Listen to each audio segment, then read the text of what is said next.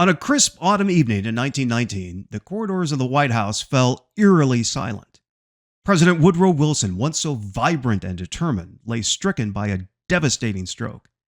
Visitors were turned away, official documents disappeared before reaching the Oval Office, and even top-tier cabinet members found themselves blocked by a surprising gatekeeper. That gatekeeper was Edith Bowling Galt Wilson, the president's second wife. She presented herself as a mere steward, but staffers like Erwin Ike Hood Hoover would later reveal that her role went far deeper than simply caring for her husband's health. In fact, over the next year and a half, Edith Wilson arguably wielded presidential power behind closed doors, ushering America through one of the greatest cover-ups in political history. But first, if you love stories of profound, historic, and timeless intrigue, you've come to the right place. That's what we do here. 2 new episodes drop each week, each delving into the hidden corners of American history and the extraordinary figures who shaped it. Be sure to like and subscribe and never miss a tale that proves truth can be stranger than fiction.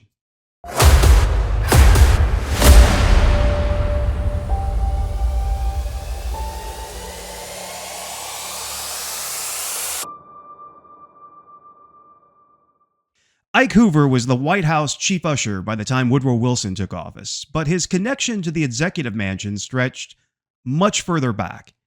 In the early 1890s, when electricity was still a novelty, he was hired as a young electrician under President Benjamin Harrison's administration to install and maintain the mansion's new electric lights. Gas lanterns were still the norm in many parts of the country, so an electrician in the White House, that was cutting edge. Hoover's steady competence led to part-time then full-time employment. He served through the Cleveland, McKinley, Roosevelt, and Taft presidencies, rising through the ranks until he oversaw every aspect of the House's daily operations, staff schedules, state dinners, and even the personal comings and goings of the first family. By his own account, it was a role he cherished. He prided himself on discretion and the seamless functioning of an institution that was both a national symbol and a working home. When Woodrow Wilson arrived in 1913, Hoover was already a trusted fixture. He observed the arrival of Ellen Axon Wilson, the first Mrs. Wilson, and remembered her with warmth. By August 6, 1914, however, Ellen had passed away, leaving the White House in deep sorrow.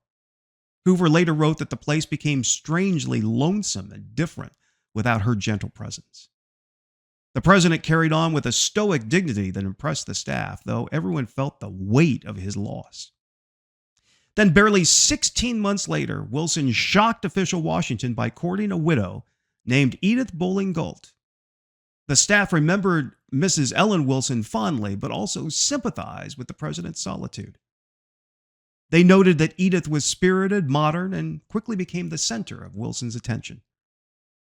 Hoover noted the day in December 1915 when the president dutifully applied for a marriage license in the regular way, paying his fee of $1 and answering the clerk's questions despite being the leader of the country. Edith Bowling Galt Wilson moved into the White House as the new First Lady, a second marriage for Wilson and a chance for him to share his life again. She had grown up in rural Virginia in a family claiming lineage to Pocahontas and had once been married to a businessman named Norman Galt. Upon his death, she ran his store and became a well-off widow about town. Edith's quick wit and strong opinions endured her to some and put off others, but there was no doubt she deeply cared for the president, especially once America was plunged into World War I in 1917. By the war's end the following year, Woodrow Wilson was riding high on the world stage, advocating for his 14 points and the League of Nations. However, that international vision caused domestic tensions, particularly in the U.S. Senate. By 1919, Wilson felt compelled to take his case for the League of Nations directly to the people in a grueling cross-country speaking tour. Edith accompanied him, as did personal physician Dr. Carrie T. Grayson, assorted aides, Secret Service men, cooks, and members of the press, all crammed into a presidential train car named the Mayflower. Hoover himself stayed behind in Washington to manage daily White House affairs. But he did hear frequent reports that Wilson was showing alarming signs of exhaustion, weight loss, severe headaches, and shortness of breath. But the president refused to cut the trip short. On September 25th, after a major speech in Pueblo, Colorado, Edith found Woodrow trembling with nausea and uncontrollable muscle twitching. Even that didn't deter him from trying to continue. Dr. Grayson's concerns grew graver by the day. By late September, the Wilsons had returned to Washington, but the worst was still to come. On October 2nd, Woodrow Wilson collapsed with a catastrophic stroke. Some accounts say he awoke feeling numb on one side. Others claim he fell in the bathroom and lost consciousness. Regardless of the specific details, Edith quietly summoned Hoover and asked him to fetch Dr. Grayson immediately, telling him only, "Please get Dr. Grayson, the president is very sick." 10 minutes later, the physician emerged from the bedroom and confessed, "My God, the president is paralyzed." Hoover's recollections paint a stark picture of those early days. The public was told only that Wilson needed rest, no mention of the severity of his condition. Yet behind closed doors, Edith Wilson asserted control with a determination few had anticipated. She insisted on screening the president's visitors, deciding who could see him and for how long. She also oversaw the flow of paperwork, placing herself at the bottleneck of executive power. Cabinet members who had once strolled confidently into the Oval Office now found themselves pleading with Hoover for an audience, only for him to relay Edith's firm refusal. "The doctor says the president cannot be disturbed," she would explain, though the line between medical advice and her own judgment often seemed very blurred. Government documents piled up on the First Lady's desk. Some were returned with Wilson's shaky signature. Others returned with her notes, no signature at all. Hoover described in his memoir how staff moved around in anxious silence, fearful of crossing a line or angering Mrs. Wilson. Once a senator came demanding 5 minutes with the president for an urgent matter. Edith told him calmly that she alone would deliver his message. The senator left in frustration, but there was little he could do. There was no radio, no television, no social media to broadcast his complaints, no 25th Amendment to clarify presidential incapacity. The Vice President Thomas Marshall famously remarked that he had no idea how sick Wilson really was, as no one would give him the full truth. Some staff whispered that Edith was forging Wilson's signature on key documents. Others insisted she guided the president's trembling hand whenever a signature was absolutely necessary. Rumors circulated that she had learned to code and decode top-secret wartime messages, granting her extraordinary access to intelligence that usually only senior officials typically saw. Overseas newspapers picked up the story of the ailing American president and his formidable wife. The London Daily Mail called Edith the acting president of the United States. The Nashville Tennessean labeled her the nation's first presidentress. Some American papers were less kind, raising questions of constitutionality. But the White House remained a tight-lipped facade, and Edith publicly downplayed her involvement. She said she was merely protecting her husband, giving him some space to heal, and ensuring the country didn't fall into chaos. Hoover, for his part, did as he was told. He made sure staff were paid, receptions were scheduled, if rarely held, and the House operated with an outward sense of calm. Yet he and others on the inside knew the truth.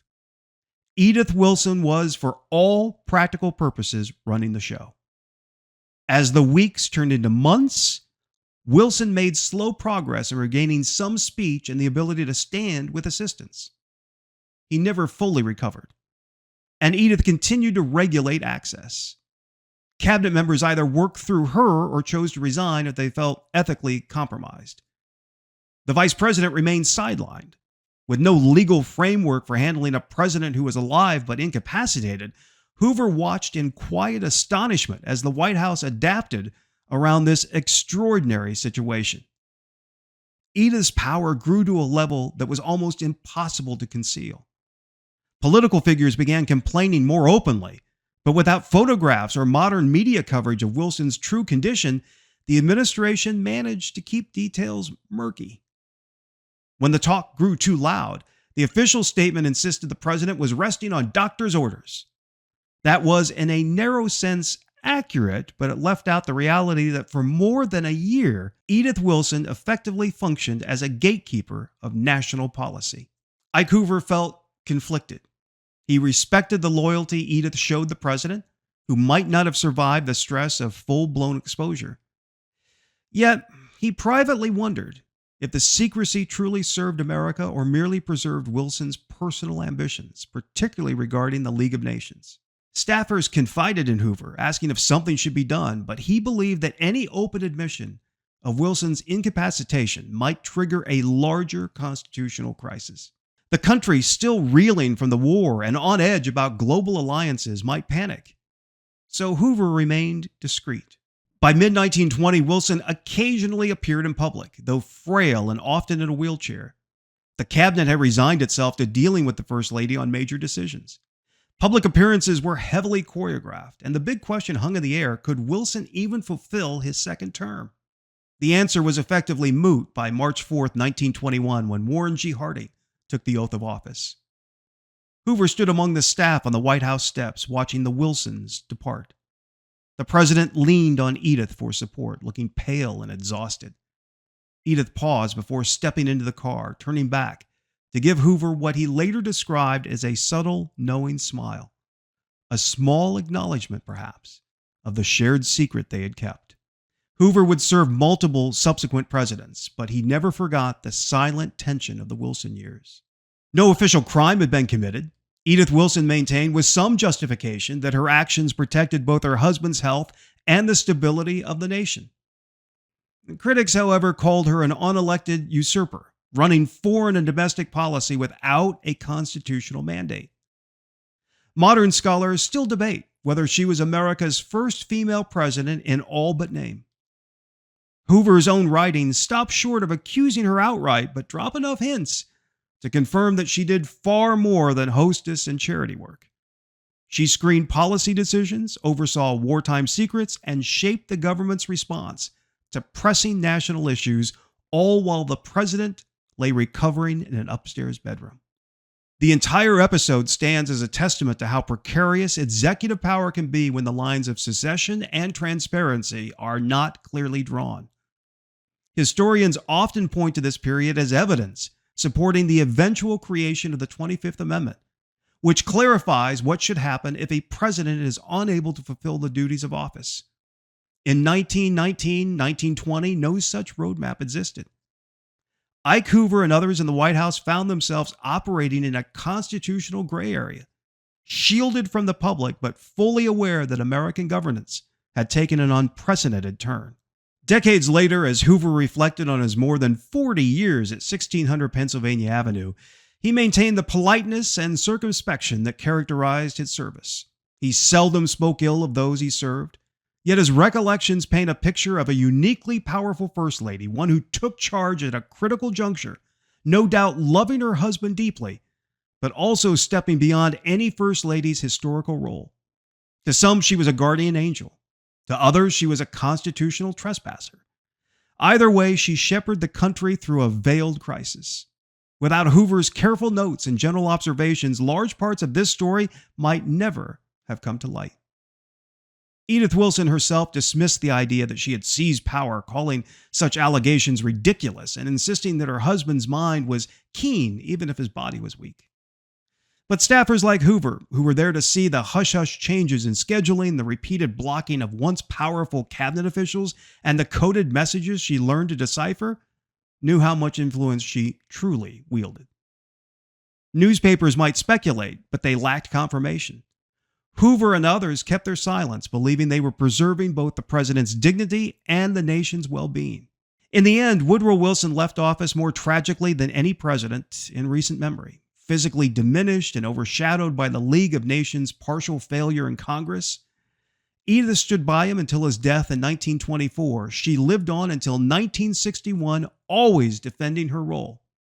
Some historians call her the most powerful First Lady who ever lived. Others say she embodied the limitations and vulnerabilities of an era without modern checks and balances. Perhaps both are true.